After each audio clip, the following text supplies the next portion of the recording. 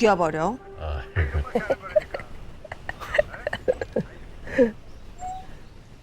어쩔 수가 없다. 박찬욱 감독의 신작 어쩔 수가 없다가 드디어 베니스 국제영화제를 뒤흔들었습니다. 영화가 공개되자마자 전 세계 평론가들은 찬사를 아끼지 않았고 벌써부터 내년 아카데미 시상식의 수상 유력 후보로 거론되고 있습니다. 실제로 영화 평론 전문 매체인 로튼토마토에서는 17명의 평론가 전원이 호평을 남기며 100% 신선도를 기록했고 또 다른 평가 매체인 메타크리틱에서도 무려 88점을 받으며 전반적인 극찬이라는 평가를 얻었습니다. 영화제 출품작에 대한 리뷰 및 심층 비평을 전문으로 하는 인디애와이어는 이 영화를 가리켜 구직자가 경쟁자를 무너뜨리는 박찬욱 감독의 탁월하고 잔혹하고 씁쓸하면서도 유머러스한 자본주의 풍자극이라면서 주인공에게 완전히 공감할 수 없지만 그를 향한 연민을 품게 만드는 보기 드문 영화라고 평했습니다.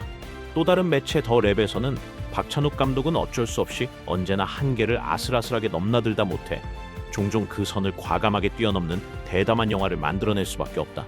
이 영화에는 한껏 늘어난 유머러스한 장면들과 서서히 고조되는 불길한 기운, 폭력적인 순간과 슬랩스틱 장면이 과감히 확장되어 있다라고 전했습니다. 그리고 주요 매체들은 이 작품을 걸작 영화라는 평가에서부터 박찬욱 감독의 커리어를 정의할 수 있는 작품이라고까지 평가하고 있습니다. 프리미어 상영 후에는 무려 8분 동안 기립박수가 이어졌다고 하니 영화의 대한 현장의 열기가 얼마나 뜨거웠는지 짐작할 수 있습니다. 영국 BBC는 평론가 니콜라스 바버의 영화 프리미어 상영 후 평가를 통해 이 영화는 교묘한 농담부터 히스테릭한 패러디까지 온갖 요소를 다 갖추고 있으며 박 감독은 모든 장면을 재치와 시각적인 감각으로 가득 채우고 개인적인 사연까지 섬세하게 묘사한다면서 매우 재미있는 이 한국 영화는 올해의 기생충 같은 영화가 될 것이라고 전했습니다. 실직은 내 잘못이 아니다. 사랑하는 아내와 두 아이를 둔 유만수는 25년 동안 제지 공장에서 성실히 일해온 중간 관리자입니다. 안정된 직장, 내 집 마련, 평범하지만 단단한 중산층의 삶.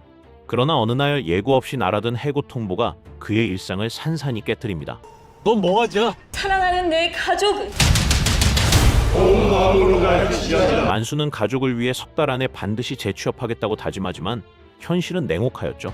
파피루스 면접 보셨죠? 떨어졌죠. 그 다짐이 무색하게도 그는 1년 넘게 마트에서 일하며 면접장을 전전하고 급기야 어렵게 장만한 집마저 빼앗길 위기에 처하는데요. 여기 적힌 것들 자제하기, 아빠 취직할 때까지. 나 테니스 포기, 당신 분재 잡지 끊고, 그리고 우리 집. 만수에게 집은 단순한 공간이 아닙니다. 불우한 어린 시절 끊임없이 이사를 다녀야 했던 아픔을 이겨내고 처음으로 손에 넣은 안식처였으니까요. 집까지 잃게 되는 절박한 상황이 되자 만수는 잘 나가는 제지회사의 반장을 찾아가 취업을 부탁하지만 굴욕만 안게 됩니다. 유만수라고 합니다. 완전 나 지금 스토킹 당한 거 맞죠? 최선출 반장 앞에서 치욕적인 굴욕만 당하고 마는데요. 그렇게 만수는 스스로 취직 자리를 만들 각오를 합니다. 최선출의 자리는 누구보다도 자신이 적임자라고 생각하고 최선출을 없앨 계획을 세웁니다.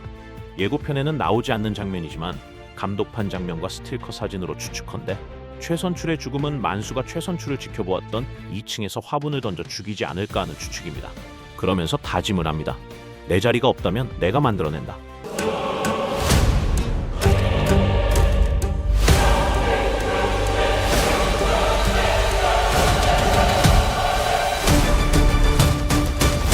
어쩔 수가 없다.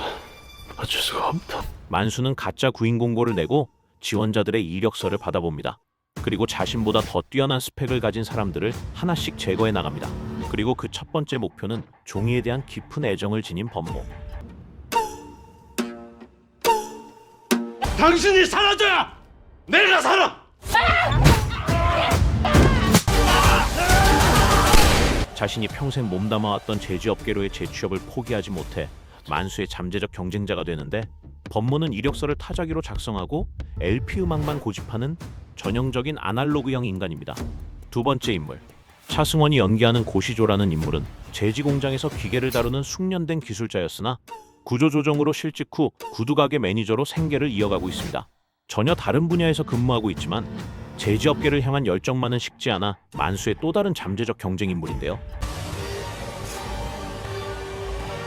고시조를 죽일 때 만수는 손으로 시조의 눈을 가리는데요. 아마 두 눈을 바라보고 살인을 저지르는 것에 대한 죄책감이 있었기 때문일 것으로 보입니다. 한편 만수의 아내 밀이라는 인물은 굉장히 낙천적인 성격이고 항상 웃음을 잃지 않는 캐릭터인데요. 당신도 할 수 있어. 최고의 면접이 될 거야. 미리는 이 어려운 난국을 헤쳐나가기 위해 결국 치과에서 일을 하게 되는데 하필 치과의사 오진호와 바람을 피게 됩니다. 오진호는 원래 계획에는 없던 인물이었기에 사랑하는 미리를 지키기 위해서는 영화 제목과 같이 어쩔 수 없이 죽여야만 하는 대상이 되었던 것으로 보입니다. 아이러니하게도 결국 아내는 남편의 범죄를 외면하거나 때론 돕는 공범의 자리에 설 가능성마저 암시됩니다. 그 과정에서 등장하는 인물들은 모두 만수의 눈에는 그저 제거해야 할 대상일 뿐입니다.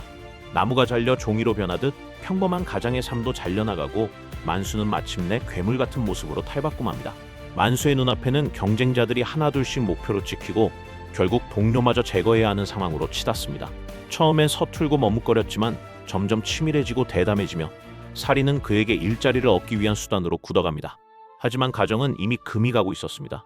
이 영화는 1997년 도널드 웨스트레이크의 소설을 원작으로 하는데요.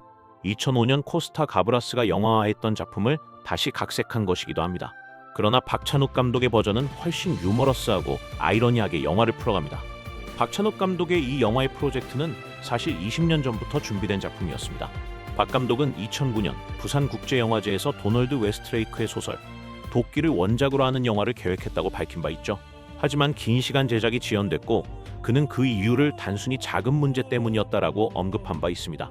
그러면서 무려 20년이라는 긴 시간 동안 이 영화를 포기하지 않았던 이유를 밝혔는데요. 현대 사회, 자본주의 사회에 살고 있는 많은 사람들이 이런 직업의 고용에 있어서의 불안정에 대한 공포 이런 것을 다 갖고 있죠. 그래서 제가 이 20년 동안이나 이 작품을 포기하지 않을 수 있었던 이유는 제가 이 스토리를 사람들한테 말을 해주면 그 20년 동안 어느 시기에든 또는 어느 나라에서 온 사람이든 이 이야기를 들려주면 다들 이것은 정말 공감이 가는 이야기네요. 이것은 정말 시의적절하네요. 라는 반응들이 계속 있었어요. 그래서 이것은 언젠가는 만들어질 수 있는 이야기겠구나 라는 그런 확신을 가질 수 있었죠.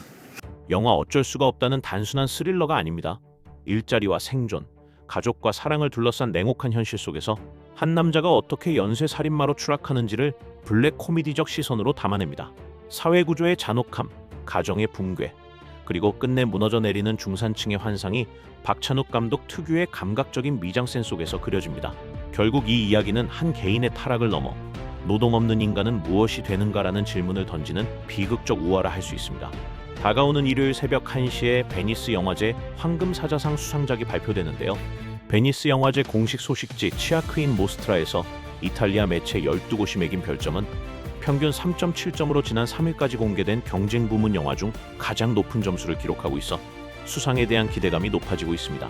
과연 해외 언론이 언급했던 것처럼 제2의 기생충이 될지 지켜봐야겠습니다. 오늘도 영상 시청해주셔서 감사합니다. 어떤 거짓말만 해도 다 알아채실 것 같은 느낌 있잖아요. 고수의 느낌. 모든 현장이 좀 밀도 있고 항상 그랬던 것 같아요.